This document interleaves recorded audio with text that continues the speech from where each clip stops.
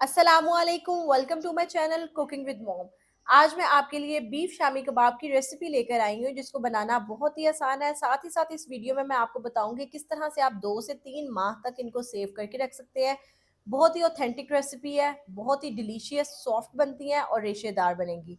तो आप इस रेसिपी को ट्राई करें और इसका हर स्टेप फॉलो करें। बिस्मिल्लाहिर्रहमानिर्रहीम। तो स्टार्ट करते हैं अपनी आज की वीडियो। सबसे पहले मैंने दाल चना लिया और इसको तकरीबन मैंने 2 घंटे पहले पानी में साफ करके डिप कर दिया था। 2 से 3 बार आपने इसको पानी में वॉश करके फिर पानी में डिप करनी है ताकि ये साफ हो जाए। उसके बाद हम लेंगे प्रेशर और प्रेशर में ऐड कर देंगे ये दाल। पानी अच्छे से इसका निचोड़ के फिर दाल ऐड करनी है और ये दाल तकरीबन मैंने हाफ के जी ली है। इसके बाद हम इसमें ऐड करेंगे बीफ। बीफ यहाँ पे मैंने हाफ के जी से थोड़ा सा ज़्यादा लिया है और मैंने इस तरह से छोटी छोटी इसको बोटियों में काट लिया है। और आपने कोशिश करनी है बीफ जो हो उसको अच्छे से वॉश करके उसका पानी खुश कर लेना है। और दूसरा ये कि बोनलेस बीफ लेना है। उसके बाद ऐड करेंगे प्याज। प्याज एक अदद मीडियम साइज है, इसको मैंने इस तरह से मोटा काट के फिर ऐड किया है। उसके बाद इसमें ऐड करेंगे खड़े मसाले। खड़े मसालों में मैंने 1.5 टेबल स्पून ज़ीरा लिया है, 10 से 12 अदद लौंग, 1 टेबल स्पून काली मिर्च साबुत, 4 अदद बड़ी इलायची, 3 बार दालचीनी के और 2 अदद तेज पत्ता। 1.5 टेबल स्पून ऐड करेंगे साबुत सूखा धनिया। 2 टेबल स्पून ऐड करेंगे अदरक लहसुन का पेस्ट। अगर साबुत भी है तो आप साबुत भी काट के ऐड कर सकते हैं अदरक और लहसुन। 2 अदद साबुत सुरख मिर्च जाएगी इसमें। अब ऐड करेंगे इसमें स्पाइसेस। सबसे पहले नमक 1 टेबल स्पून, आपने अपने टेस्ट के अकॉर्डिंग ऐड कर देना है। हाफ टेबल स्पून सुरख मिर्च पाउडर और हाफ टेबल स्पून ही कुटी हुई सुरख मिर्च आपने ऐड करनी है। 1/4 टेबल स्पून हल्दी। इसके बाद ऐड करेंगे गरम मसाला पाउडर जो कि 1.5 टेबल स्पून जाएगा और ये होममेड है। इसकी वीडियो आपको मेरे चैनल पे मिल जाएगी। सारी चीज़ें ऐड करने के बाद इसमें ऐड करेंगे पानी। पानी तकरीबन आपने 2 गिलास ऐड करना है। प्रेशर लगाने से पहले हर चीज़ को अच्छे से चम्मच की मदद से मिक्स कर लेंगे। इस तरीके से अगर आप शामी कबाब बनाएंगे तो सबसे बड़ा फ़ायदा ये होगा, ना ही ये टूटेंगे और इतने रेशेदार बनेंगे कि मज़ा ही आ जाएगा।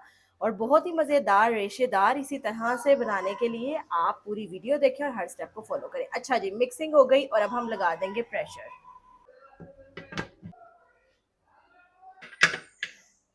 मीडियम फ्लेम पे वेट चलने के बाद तकरीबन 25 मिनट का इसको वेट लगाएंगे।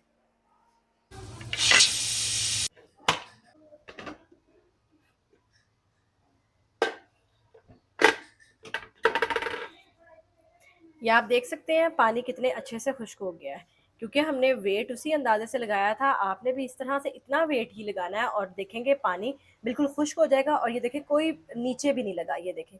वरना ये होता है कि वेट लगाने में कम या ज़्यादा टाइम हो जाए तो ये नीचे लग जाता है। ये देखें ऐसा कुछ भी नहीं हुआ।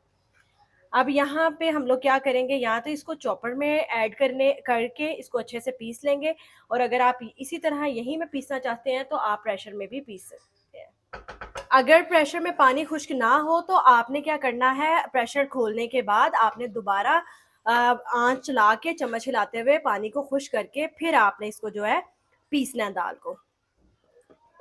मैं यहाँ पे चॉपर में ऐड करके दाल को पीस रही हूँ। आप चट्टू बट्टे में डाल के जैसे भी आपको आसान लगे आपने उस तरह से इसको पीस लेना है।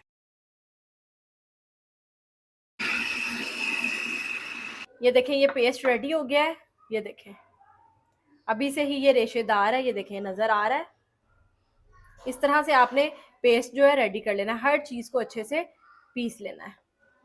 अब यहाँ पे ऐड कर देंगे इसमें सब्ज मिर्च बिल्कुल बारीक काट के या चॉप करके ऐड करेंगे। उसके बाद धनिया और पुदीना इसमें ऐड कर देंगे।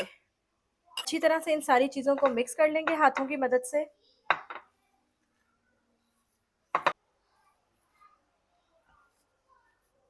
मिक्सिंग के बाद अब हम एक एक करके इसके टिक्कियाँ बना लेंगे।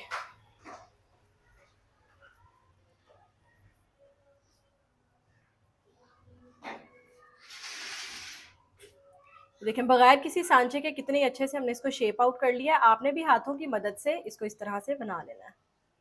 1 बाय 1 करके हमने सारे शामी कबाब मिक्सचर के रेडी कर लिए हैं और ये देखें 2 प्लेट्स भर के हमारे शामी कबाब बने हैं।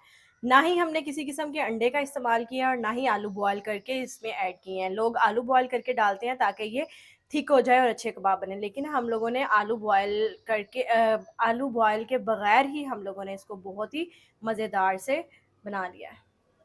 आप इन शामी टिक्कियों को 2 से 3 मंथ के लिए सेव भी कर सकते हैं। मैं बताऊँगी किस तरह से आपने इनको सेव करना है, क्योंकि वैसे अगर आप बिल्कुल इस तरह ही रख देंगे, तो ये एक-दूसरे के साथ चिपक जाएँगी और जब आप इनको फ्राई करने के लिए निकालेंगे, तो ये टूटेंगी। आपने इस तरह से किसी बॉक्स में आपने इनको रखना है।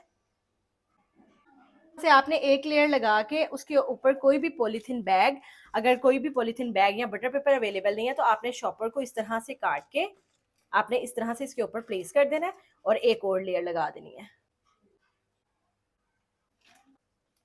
और फिर दोबारा से जब नेक्स्ट लेयर लगानी है, तो पॉलीथीन बैग दोबारा से आपने इस तरह से प्लेस करना है। इससे ये होगा कि जब ये हार्ड हो जाएंगी और ये ना ही टूटेंगी और ना ही एक दूसरे के साथ चिपकेंगी।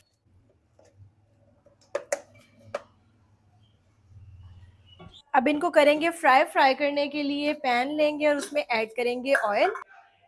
जैसे ही ऑयल गर्म होगा, मैंने एक अंडा लेके उसको अच्छे से फेंट लिया है और इस तरह से दोनों साइड पे अंडे की कवरिंग करके इनको फ्राई कर लेंगे।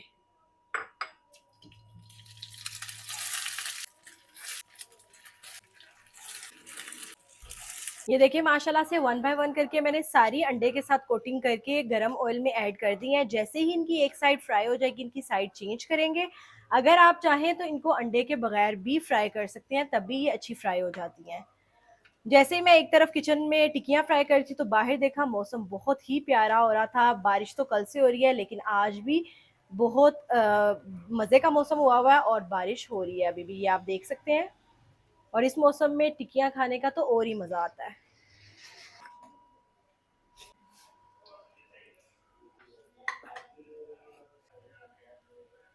इनकी एक साइड फ्राई हो गई है, अब वन बाय वन करके इनकी साइड चेंज कर लेंगे।